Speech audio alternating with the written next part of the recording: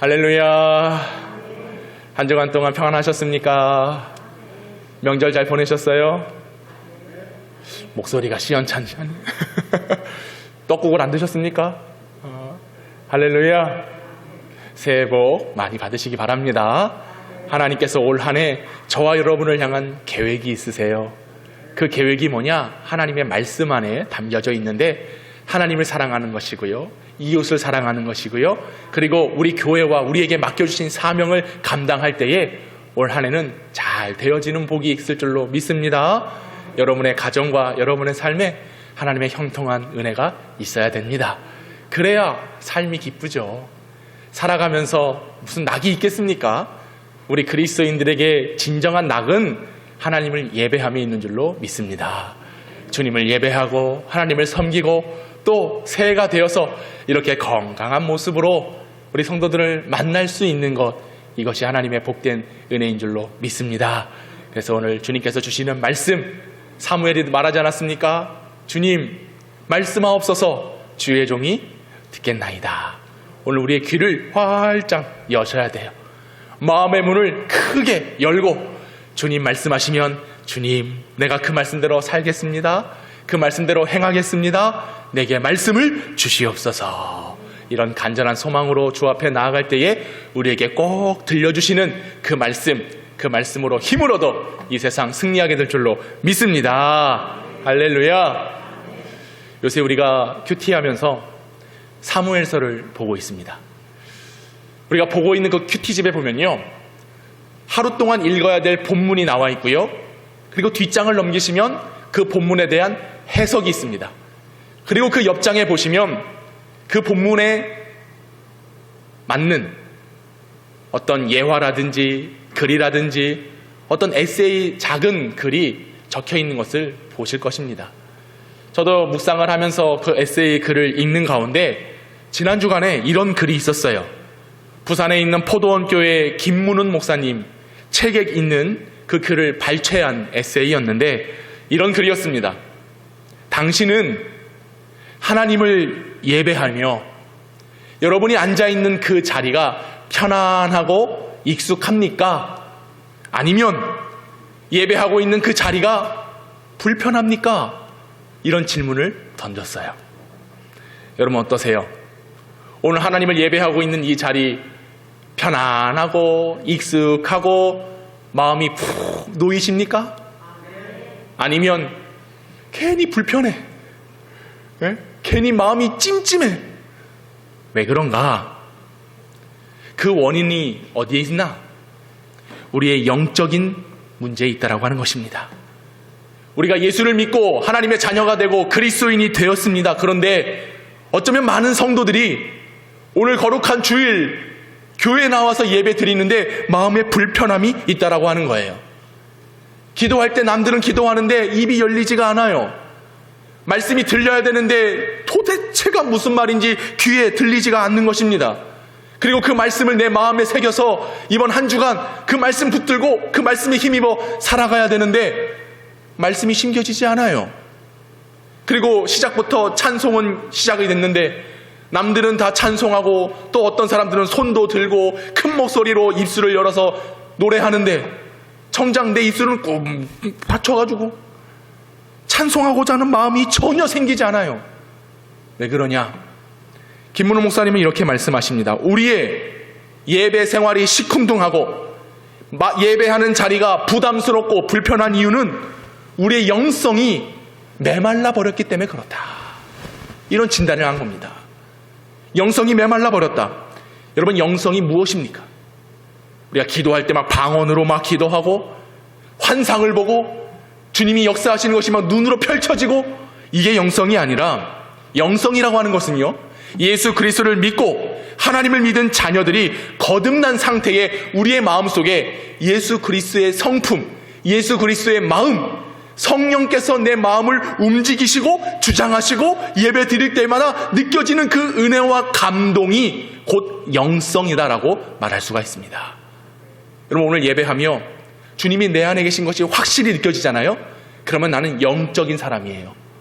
내 영성은 건강하고 거룩하고 하나님께 영광 올려드리기에 합당한 모습이란 말입니다. 그래서 그리스도인은 영적인 삶을 사는 겁니다. 하나님으로부터 거듭난 성도들은 그 영성이 충만해서 삶 속에 예수님만 이름 불러도 여러분 어떠신가 모르겠어요. 저는 가끔 주님 하면요 막 마음이 찡해불어. 그래가지고 막 때로는 눈물이 막 핑 돌 때가 있어요. 이 영성이 살아있다라고 하는 거죠. 그리고 때로는 우리 주님을 생각하면요 얼마나 기쁜지 얼마나 행복한지. 여러분 그렇잖아요. 세상 사람들 보세요. 다들 뭐가 그렇게 힘들게 바쁘게 지치며 살아가는지. 아침에 가끔 새벽 기도 마치고 이 동네를 이렇게 걸어다니면요 사람들이요 얼마나 바삐 걸어가는지 아세요? 뒤도 안 돌아보고 막 바삐 가. 어디 가냐? 다 개봉역 가고 있어요. 왜? 출근하기 바쁜 거예요. 그냥 돌아볼 정신이 없어요. 그저 우리가 그렇게 바쁘게 생활하는 삶을 살아가지요. 그러면서 예수님을 생각하고 예수님을 품을 때에 어찌 기뻐할 수 있겠냔 말이에요. 모든 사람들이 삶의 무거운 짐을 가지고 살아가는 것입니다. 그런데 영적인 사람, 예수를 믿고 거듭난 사람들은 때로는 예수님을 이야기할 때 눈물도 흘리는 겁니다. 때로는 예수님을 이야기할 때 뭐가 그렇게 행복한지 뭐가 그렇게 즐거운지 싱글벙글. 좌우 옆 사람 한번 보세요.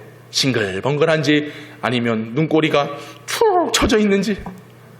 우리 영평교회 성도들은요 교회 올 때만이라도 그냥 마음이 행복해야 돼. 할렐루야. 마스크에 가려져 있지만 제가 그렇게 믿을게요. 입이 귀에 걸린 줄로 믿습니다. 예. 사람 눈이 요즘 얼마나 예쁜지, 그죠? 코로나 이전에는 몰랐어요. 근데 우리가 한 3년 동안 사람의 눈만 보니까 야, 눈이 참 아름답다. 그런데요 예배 드리면서 불편한 사람들은 그 눈에 불편한 기색이 보여. 왜? 가자미도 아니고 눈이 여기가 있어. 착 삐져가지고 말이죠. 근데 예수님 안에 행복한 사람들은 그냥 눈이 그냥 반달이야. 웃고 있죠. 얼마나 좋은지. 여러분 영성이라고 하는 것은 그거예요.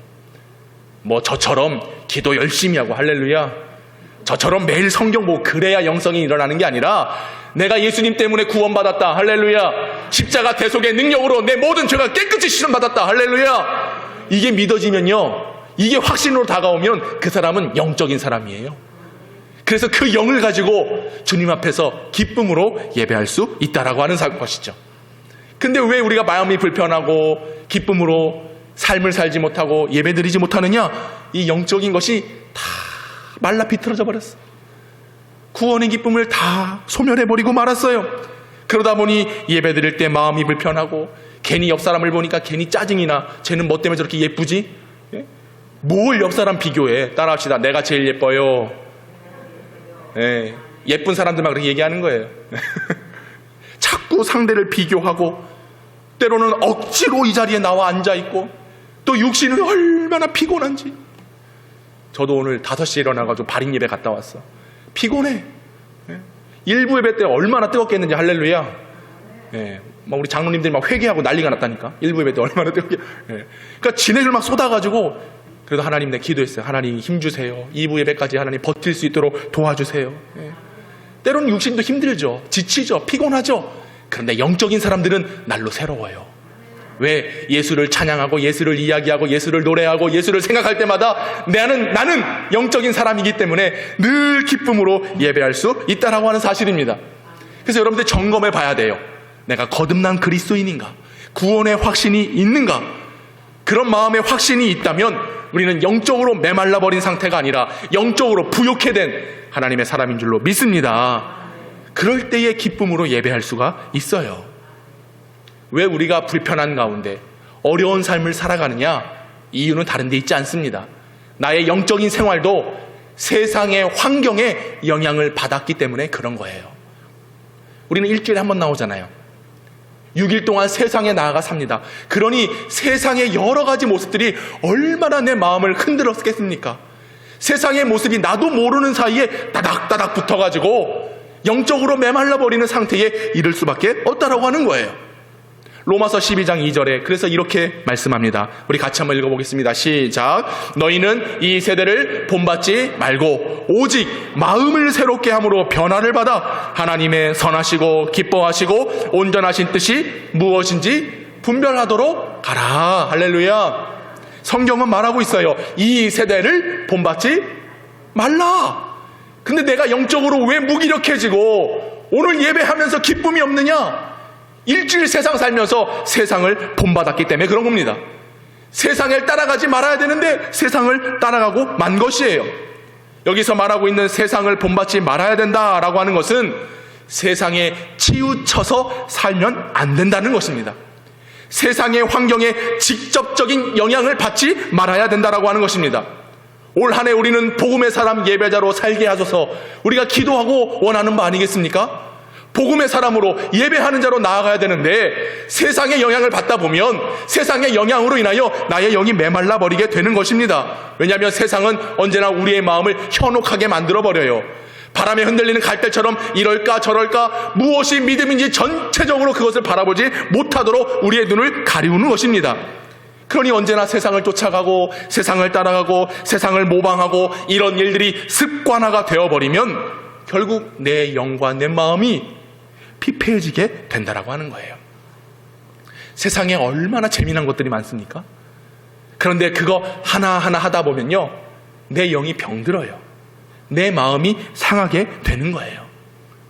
여기 우리 어린 자녀들이 있지만 저희 아들도 그래요. 방학이라고 해서 하루 내내 손에 뭐가 들려있는 줄 아십니까? 목사 아들이니까 성경이 들려있다. 아니에요. 하루 종일 핸드폰이 손 안에 있는 거예요. 무슨 게임 하나 하고 가보니까 요즘 애들이 대부분 다 총싸움 하더라고요. 예. 총 가지고 사람 죽이는 게임 하고 있는 거예요. 거기서 1등하면 뭐 치킨을 먹는다나? 아빠 나 치킨 먹었어. 이래서 왜 너만 먹어? 이랬더니 아니네. 게임에서 이기면 치킨을 먹는다는 거예요. 우리 아이들과 우리 학생들이 그런 게임에 빠져 있는 거예요. 거기에 중독이 되어버리고 말았다는 것입니다. 그리고 유튜브나 TV나 요즘 뭐 얼마나 볼 것들이 많습니까? 얼마만 돈을 내면요 수많은 영화, 수많은 드라마, 수많은 영상들을 볼 수 있어요. 근데 그 영상들을 보고 있자고 하니 성적인 것들, 폭력적인 것들, 우리의 영을 무너지게 하는 자극적인 영상들이 늘 우리가 노출되어 살아가고 있는 것입니다. 그러니 이 세대를 본받지 말아라고 했는데 나도 모르는 사이에 이 세대를 본받고 살아가면서 그것이 나의 인생과 나의 삶에 중독이 되어서 이 세대를 본받게 되는 삶을 살아간다는 것입니다.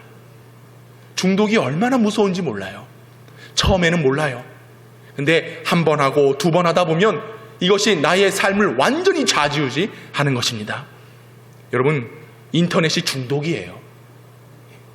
저도 되도록이면 안 하려고 하는데 인터넷을 안 볼 수가 없죠.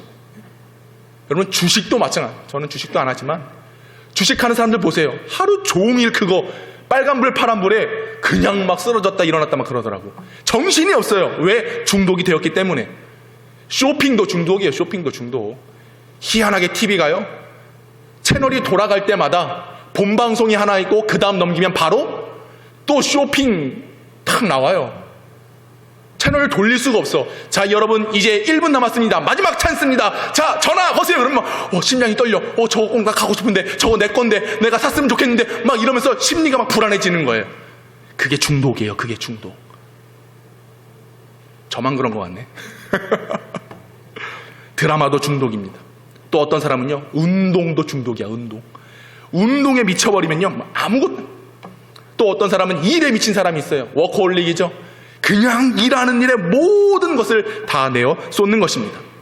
근데 여러분, 이런 중독이라고 하는 것이요 우리는 처음에 기분 전환, 스트레스 받으니까 요거 스트레스 날려버리려고 일상의 탈출을 꿈꾸며 일도 하고 운동도 하고 게임도 하고 드라마도 보고 쇼핑도 하고 한단 말이죠.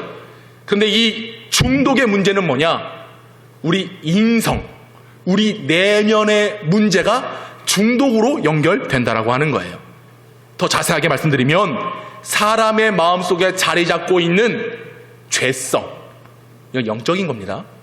우리 마음에 자리 잡고 있는 세상적인 모습, 불법적인 상황, 나의 죄가 세상을 의존하게 만들어버린다는 거예요. 하나님을 믿고 하나님을 섬기고 하나님을 예배함으로 거룩한 진리 안에 서 있어야 될 성도들이 죄악으로 가득 채워지다 보니 이것을 풀 데가 없는 거예요. 이걸 해결할 데가 없는 거예요. 그래서 도박에 빠지고 인터넷에 빠지고 게임에 빠지고 또 드라마, 운동 여러 가지 중독된 일에 빠져버리면서 그 일을 의존하기 시작하면 그게 바로 중독이 된다라고 하는 겁니다. 그래서 내 마음을 통제를 못하는 거죠. 내 생활을 바로 잡을 수가 없어요. 왜요? 이 죄의 습관이 제어할 수 없는 상태에 이르게 되는 것. 이게 중독이에요, 중독. 저도 얼마 전에 중독에 빠진 적이 있어요. 무슨 목사님이 도박에 빠졌나 그런 건 아니고, 제가 전임 사역했을 때 그 교회는요, 철야 예배 끝나고 끝나면 한 11시 좀 넘거든요. 철야 예배 끝나고 담임 목사님이랑 부교역자들이 안양천에서 한강까지 달리기를 했어요. 언제? 철야 끝나고. 나 미쳐 돌아가시는 줄 알았어.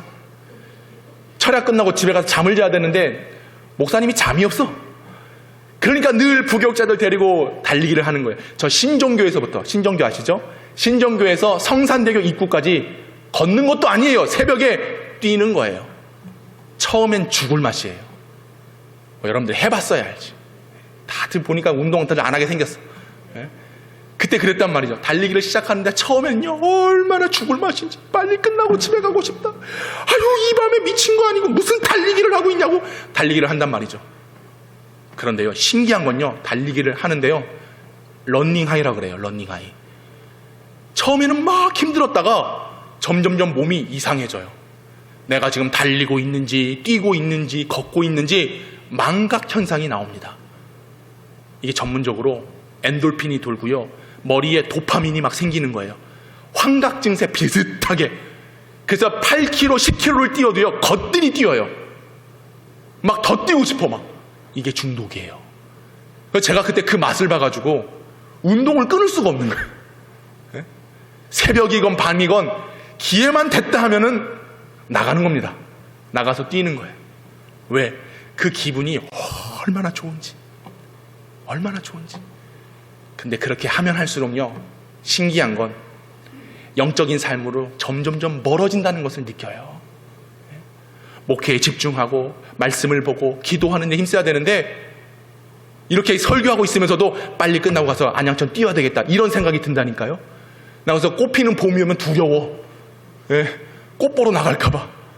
이게 중독이에요, 중독. 여러분, 우리가 이 세상에 본받기를 원하면 결국 이런 중독에 빠져버리면 오늘 이 예배하는 자리에 하나님 앞에 바르게 거룩하게 서 있어야 함에도 불구하고 내 마음과 생각이 딴 데가 있어. 그러니 하나님을 바라볼 수 없지요. 집중할 수 없지요. 여러분, 이 세상의 마음을 뺏기지 아니하도록 조심하시기 바랍니다. 그래서 5가지를 조심하래요. 보니까 이성에 미치지 마라. 남자와 여자, 이성 간에 여기를 미치지 말아야 된다. 돈에 미치지 말아야 된다. 권력욕에 미치지 말아야 된다. 그리고 이념과 정치와 사상, 이데 올리기에 미치지 말아야 된다. 요즘 사람들이 정치에 미친 사람들이 많아요. 보니까 이 빨간색, 파란색만 보면 눈깔이 돌아가는 사람들이 있더라고. 내가 빨간색이면 빨간색, 파란색이면 파란색. 아주 난리도 아닙니다. 정치에 미쳐버린 거예요. 정치에 미쳐. 이번 명절에도 정치 얘기하다가 아들이 어머니를 죽였다고 그랬잖아요. 이런 뉴스가 실제로 있잖아요. 왜요? 마음을 다 빼앗기는 거예요. 여기에 미쳐버리는 거예요. 그래서 정치에 관심을 갖는 사람들은 정치인, 정치에 관심이라고 얘기하죠. 정치병이라고 얘기해요. 정치는 정신병입니다. 거기에 미쳐가지고 나라 걱정하기 전에 여러분 영적인 상태부터 잘 좀 살펴봐. 오늘 내가 예배하면서 정말 하나님 앞에 거룩한 성도로 서 있는지 그거 먼저 점검하시란 말이에요. 그저 딴 데 그냥 눈이 돌아가가지고 그게 중요한 게 아니에요. 또 마지막에 운동에 미치지 말라는, 저보고 하는 얘기 같아. 여기에 하나라도 해당된다면 그 사람은 중독자라고 하는 겁니다. 중독자. 세상의 마음을 뺏겨버린 사람들이죠. 저는 올 한 해 저와 여러분이 정말로 현수막만 예배자로 살게 하소서 현수막 건 게 아니라 하나님 정말 기뻐하는, 아니요, 하나님을 정말로 제대로 믿고 하나님만을 바라보며 나의 모든 삶에서 하나님 기뻐하시는 거룩한 예배자의 삶을 살 수 있기를 원합니다. 우리 교회가 그런 교회가 됐으면 좋겠어요. 내가 육신의 일을 투자하는 만큼 하나님의 일을 위해서 살아갔으면 좋겠습니다. 내가 나의 만족을 위해서 여러 가지를 계획하고 여러 가지를 꿈꾸는 일이 있다면 교회를 위해서, 하나님을 위해서 나의 영적인 갈급함에 처하지 아니하도록 열심히 나의 영적인 신앙생활을 예배하며 살아갈 수 있는 그런 성도들이 저와 여러분 되기를 간절히 원합니다. 이 세상은 예배드리지 못하도록 계속해서 막아왔어요. 질병 때문에 못했고요, 우리의 삶 때문에 못했고요, 때로는 가정 때문에 못했어요. 이제 이것에서 좀 벗어나야 됩니다. 아니, 오히려 한 단계 성숙하여 하나님을 예배하는 일을 가장 우선으로 삼는 올 한 해 우리의 목표가 될 수 있기를 바랍니다. 혹 세상에 심취해 있는 일이 있다면 그거 이제는 토해내야 돼요. 그리고 예수 그리스도의 사랑, 하나님의 은혜, 말씀의 충만함, 성령의 감동되는 것들을 우리가 사모하며 들이마셔야 되는 겁니다. 그래서 영적인 삶을 만들어가는, 이게 너무나 중요한 거예요. 오늘 방금 우리가 사무엘서를 읽었습니다. 여러분 어떤 내용인지 잘 아실 거예요. 하나님이 사무엘을 부르세요. 사무엘아, 사무엘아. 몇 번 부르시냐? 3번 부르십니다. 근데 사무엘이 하나님이 부른지를 몰라요. 그래서 누구한테 가요? 엘리 제사장한테 가는 겁니다. 제사장님, 저 부르셨어요? 아니, 나는 안 부르는데. 자. 여러분도 그러죠? 목사가 여러분 보고, 아유, 교회 안 나와도 돼. 그냥 집에서 주무세요. 그때부터는 모두가 다 죽는 거예요. 사무엘이 하나님의 음성을 들었음에도 불구하고 하나님이 부르신지를 모르는 거예요. 오늘 우리도 그렇지 않습니까? 오늘 이 시간, 글쎄요, 사람의 말이 아니라 저는 하나님의 성령의 감동으로 이 말씀을 대언하고 선포하고 있습니다. 여러분이 오늘 하나님의 말씀으로 꼭 들으실 수 있기를 바라요.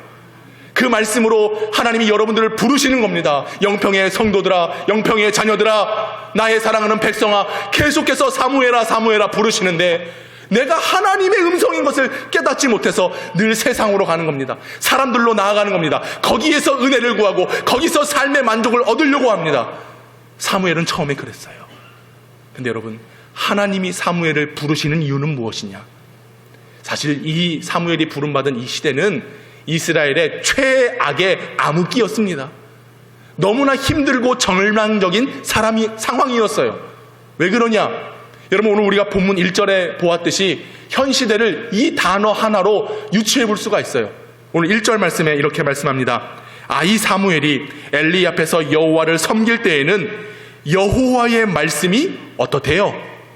희귀하대요. 여러분, 하나님은 살아계신 하나님이신 줄 믿습니다. 하나님이 살아계신다라고 하는 것은 지금도 역사하시는 하나님이세요. 지금도 우리에게 생명의 말씀을 주시는 하나님이십니다. 우리가 듣지 못할 뿐 하나님의 말씀은 흥왕하여 점점 세력이 넓어지고 하나님의 말씀을 듣는 모든 이들에게 구원의 은혜가 허락되어지는 것이에요. 근데 오늘 이 사무엘의 시대는 어떤 시대예요? 하나님의 말씀이 희귀한 시대. 도무지 말씀이 있는지 없는지, 들리는지 안 들리는지 가늠할 수 없는, 확인할 수 없는 하나님의 말씀이 살아 역사함에도 불구하고 그것을 깨닫지 못하는 시대가 사무엘의 시대인 것입니다. 여러분, 하나님의 살아계심을 느껴야 돼요. 하나님이 역사하심을 믿음으로 바라봐야 돼요. 그런데 이 시대는 그것을 깨닫지 못하는 시대가 바로 사무엘의 시대였다는 것입니다. 이유가 무엇일까요? 사실 오늘 본문이 시작되기 이전에 보시면 룻기 이전에 사사기가 있어요. 사사기. 여러분, 사사기 21장 25절인데요. 사사기의 마지막 구절에 이렇게 되어 있습니다. 우리 같이 한번 읽어보겠습니다. 시작. 그때에 이스라엘에 왕이 없으므로 사람이 각기 자기의 소견에 옳은 대로 행하였더라. 왜 하나님의 말씀이 희귀할까요? 왜 하나님의 말씀이 없는 것처럼 느껴졌을까요? 사람들이 자기의 소견에 옳은 대로 살았기 때문에. 이 말은 곧 뭡니까? 쉽게 말씀드리면 내 마음대로 살아갔다는 거예요. 자기 뜻대로 살아갔다는 거예요. 하나님의 백성을 사랑하셔서 사사들을 보내셨습니다. 몇 명이나 보내셨냐? 12명을 보내셨어요. 끊임없이 사사를 보내셔가지고 너희 돌이켜야 돼. 하나님 앞에 바로 서서 예배 드려야 돼. 지금 깨닫지 아니하면 너희는 심판과 저주가 있어. 그러니 빨리 돌아와. 누구를 통해서? 하나님의 말씀을 맡은, 하나님의 말씀을 대언하는 사사들을 통해서 백성들을 깨닫게 하셨습니다. 근데 처음에는 백성들이 아이고 그래야지요, 하나님 잘 섬겨야지요 하면서 뒤돌아서는 순간 까맣게 잊어버리는 거예요.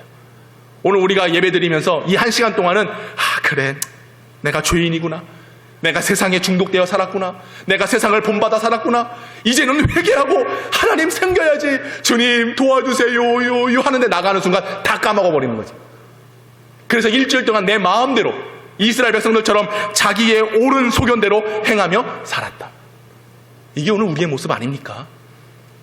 여러분, 사람들이 왜 자기의 옳은 소견대로 살았다? 이스라엘에 뭐가 없었대요? 왕이요. 다시 한번 띄워주세요. 사사기 21장 25절.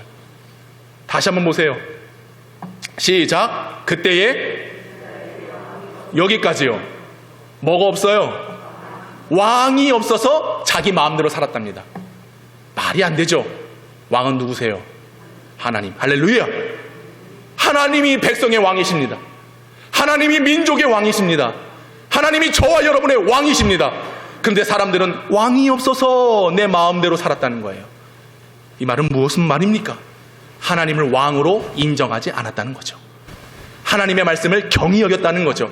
살아계신 하나님의 존재를 인정하지도 않고 믿지도 않았기에 자기 마음대로 살았다.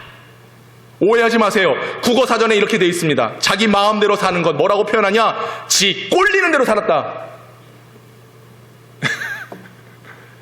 예, 우리 국어사전에 이스라엘 백성들이 지 꼴리는 대로 살았어요.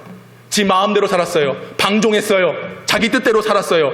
그러니 왕이신 하나님이 살아계심에도 불구하고 왕이 없으므로 말씀이 희귀한 시대가 되었다라고 하는 것입니다. 여러분, 이때는 하나님을 왕으로 인정하지도 않고 대접하지도 않고 섬기지도 않고 믿지도 않았던 시대입니다. 그러니 사무엘이 있던 이 시대에 말씀이 희귀하여 이상이 흔히 보이지 않았더라. 하나님의 역사가 보여야 되는데 보이지 않았다라고 하는 것입니다. 우리의 모습 아닙니까? 이 세상의 모습 아닙니까? 오늘 하나님을 예배하고 있으면서도 하나님이 어디 계셔? 왕 되신 하나님이 우리의 인생을 붙들고 하나님의 뜻대로 이끌려 살아가야 되는데 여전히 내 꼴리는 대로 지 마음대로 살아가려고 하는 것 아니겠냔 말이에요. 이유가 무엇입니까? 하나님을 섬기고자 하는 열정이 없어요. 우리의 영성이 메말라 버렸습니다. 생명의 말씀을 들어야 되는데 귀가 꽉 닫혀버리고 만 것입니다. 우리의 마음에 세상의 관습대로 세상의 방식에 자물쇠로 꽉꽉 걸어 잠그고 있으니 주님이 내 마음의 문을 두드리시는데 내가 마음 열지 못하는 거잖아요. 내가 마음 열면 그분이 내 안에 들어와 나와 주님이 함께 더불어 먹고 마시며 행복하고 기쁘고 영생 복락을 누리게 되는 것인데 우리 스스로 마음의 문을 꼭 걸어 잠그어 버리니 우리의 눈이 어두워져서 우리의 마음이 닫혀 있어서 하나님을 보지 못하게 되는, 오늘 본문 2절을 보십시오. 엘리의 모습입니다. 2절 시작. 엘리의 눈이 점점 어두워가서 잘 보지 못하는 그때에 그가 자기 처소에 누웠더라. 제사장입니다. 하나님의 일을 맡겨야 될 감당한 엘리 제사장, 그의 눈이 어두웠다. 여러분, 눈 잘 뜨고 계십니까? 여러분의 마음 문 잘 열고 계십니까? 왕 되신 하나님이 여러분 안에 계시냔 말이에요. 오늘 이 자리에 앉아 있을 때만 그리스도인이고 세상에 나아가서는 세대를 본받아 중독되어서 내 마음대로 살아가며 방종하는 그런 세상 사람 아니냔 말이냐고요. 어쩌면 오늘 예배 드리는 것도 내 편의에 따라서 내가 시간 되면 나오고 날이 맞으면 나오고 날씨가 좋으면 나오고, 이게 예배 드리는 겁니까? 예배를 드려주는 겁니까? 하나님 앞에 서는 우리들은 하나님을 두려워해야 돼요. 하나님의 말씀 앞에 서 있는 이 시간, 그 말씀이 내게 생명을 주는 양식이라는 것을 기억하셔야 됩니다. 그래서 이 세대를 본받지 말고 하나님의 선하시고 기뻐하시고 온전하신 뜻을 분별하며 나아가는 성도들이 되어야 될 줄로 믿습니다. 여러분, 이 말을 들으면서 마음이 불편하시면 안 돼요. 내 마음이 불편하다는 것은 내가 영적으로 고갈되어 있고 메말라 버렸다, 곧 나는 세상 사람이다 라는 것을 보여주는 증거와도 같은 겁니다. 그래서 불편함이 아니라 회개하고 변화되어 깨닫는 은혜가 있어야 될 줄로 믿습니다. 마음의 변화가 일어나야 돼요. 여러분, 어찌 보면 이런 말씀이 희귀한 시대, 하나님을 왕으로 인정하지 않는 시대, 우리가 세상을 본받아 세상의 욕심대로 살아가고 있는 이 시대 속에 우리가 거하여 있지만, 여러분, 사무엘을 하나님께서 부르셨습니다. 12명의 사사를 보내셨어도 안 됐는데, 그래서 사무엘은 마지막 13번째 사사라 우리는 그렇게 말합니다. 다시 한번 사무엘이라고 하는 하나님의 종을 일으키셔서 우리에게 말씀을 주시는 겁니다. 이것은 무엇을 의미합니까? 우리를 향한 구원 계획, 우리를 향한 하나님의 사랑, 우리를 택하셔서 쉽게 놓지 아니하시는 하나님의 그 권능을 말해주고 있는 거예요. 단순히 사무엘아 부르신 게 아니란 말입니다. 결국 사무엘을 부르신 것은 우리를 세상에서부터 건져내어 하나님의 택하신 자녀로 살아갈 수 있는 기회를 다시 한번 우리에게 주시는 사건입니다. 그래서 오늘 3절을 보십시오. 오늘 말씀의 핵심인데요, 3절 같이 한번 읽어봅시다. 시작. 하나님의 등불은 아직 꺼지지 아니하였으며 사무엘은 하나님의 궤에 있는 여호와의 전 안에 누웠더니. 아멘. 시대가 캄캄합니다. 어쩌면 등불이 꺼진 게 맞아요. 근데 하나님 뭐라고 말씀하십니까? 하나님의 등불은 아직 꺼졌다, 꺼지지 않았다? 꺼지지 않았다. 이게 은혜예요. 할렐루야. 하나님의 사랑이 아직 남아있음을 확인할 수 있는 대목인 것입니다. 사실 시대장으로 보면 캄캄해요. 사람들의 마음에 이미 어둠이 깃들어져 있기 때문에 그 등불은 다 꺼져 있는 것입니다. 그러나 하나님은 아직 그 등불을 밝히시고 계신 거죠. 다시 한번 기회와 다시 한번 소명과 다시 한번 일으켜 주시기 위한 회복의 역사를 하나님께서 준비하시기 위해서 누구를 부르시냐? 사무엘을 부르셨다라고 하는 사실입니다. 그리고 기억하십시오. 오늘 하나님은 말씀을 통하여 저와 여러분 역시 부르시고 계신다는 사실입니다. 그 부르심에 주의 종이 듣겠나이다. 하나님 내게 말씀하여 주시옵소서. 우리의 마음에 예수 그리스도를 향한, 하나님을 향한 이 등불이 꺼져서는 안 되는 거예요. 밝혀야 한다라고 하는 것입니다. 여러분, 그래서 이사야 42장 3절에는 이렇게 말씀합니다. 상한 갈대를 꺾지 아니하며 꺼져가는 등불을 끄지 아니하고 진실로 정의를 시행할 것이며. 하나님은 등불을 끄지 않으셨어요. 지금도 밝게 비추셔서 우리에게 생명과 은혜의 빛을 비춰주시는 살아계신 나의 왕인 줄로 믿으시기 바랍니다. 예수님도 말씀하십니다. 마태복음 12장 20절에 상한 갈대를 꺾지 아니하며 꺼져가는 심지를 끄지 아니하기를 심판하여 이를 때까지. 이 말은 곧 뭐냐? 주님이 오실 때까지, 우리를 구원하실 때까지 그 등불과 상한 갈대를 꺾지 아니하시겠다라고 하는 겁니다. 그래서 우리가 찬양도 하잖아요. 상한 갈대 꺾지 아니하는, 꺼져가는 등불 끄지 않는 그 사랑, 변함없으신 거짓 없으신 성실하신 그 사랑. 할렐루야. 등불을 왜 끄지 아니하시느냐? 우리를 사랑하시기 때문에, 저와 여러분을 구원하시기 위하여 아직 여호와의 등불이 꺼지지 아니했다라고 하는 것입니다. 깨달으시기 바랍니다. 기억하시기 바랍니다. 하나님이 다시 한번 우리를 부르시며 다시 한번 민족과 하나님의 백성들에게 기회를 주고 계신다는 사실을 말이죠. 마지막 심지 하나가 남았습니다. 기름이 다 타버리고 이제 심지마저 타버리면 등불이 꺼져버리는 거예요. 그런데 아직 우리에게는 예수 그리스도의 생명의 심지가 남아 있습니다. 이제 여기에 다시 기름을 붓고 성령의 충만함을 붓고 예배하는 삶으로 나아가서 이 등불이 꺼지지 아니하도록 언제나 하나님을 예배하는 주의 백성들로 살아가야 될 줄로 믿습니다. 그래서 어떻게 해야 되느냐? 보세요. 3절에 하나님의 등불은 아직 꺼지지 아니하였으니 사무엘이 어디에 있어요? 하나님의 궤에 있는 여호와의 전 안에 있더라. 저와 여러분이 있어야 될 곳은 하나님의 말씀이 흘러나오는 이 강단 앞에 서야 되는 겁니다. 주님의 생명의 말씀이 선포되는 거룩한 전에 우리가 모여야 한다는 것입니다. 비록 일주일 동안 세상 속에 살아가지만 때가 되면, 하나님을 예배할 시간이 되면 이곳에 모여서 하나님을 예배해야 된다라고 하는 것입니다. 여호와의 말씀이 있는 궤 앞에 사무엘이 앉았습니다. 누웠습니다.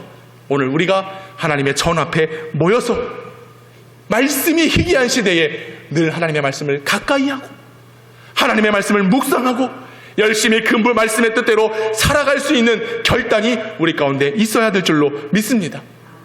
여러분, 엘리사장은 눈이 어두웠습니다. 여러분, 눈이 감기고 있지 않습니까? 주님을 바라보는 우리의 영안의 눈이 열려질 수 있기를 바랍니다. 잠들어 있는 우리의 심령이 깨어나야 되는 것입니다. 세상으로부터 영향받는 그 모든 악한 영향에서부터 벗어나야 되는 것입니다. 육신의 중독에서 벗어나야 된다고 하는 겁니다. 편하다고 여기는 세상의 자리에 누워있지 말고 주님의 전으로 가까이 나올 수 있기를 바랍니다. 사무엘은 등불이 꺼지지 아니하도록 주님의 전에 거하였지요. 우리는 매주 찬송합니다. 이곳에서 바로 이 시간 누구를 예배해요?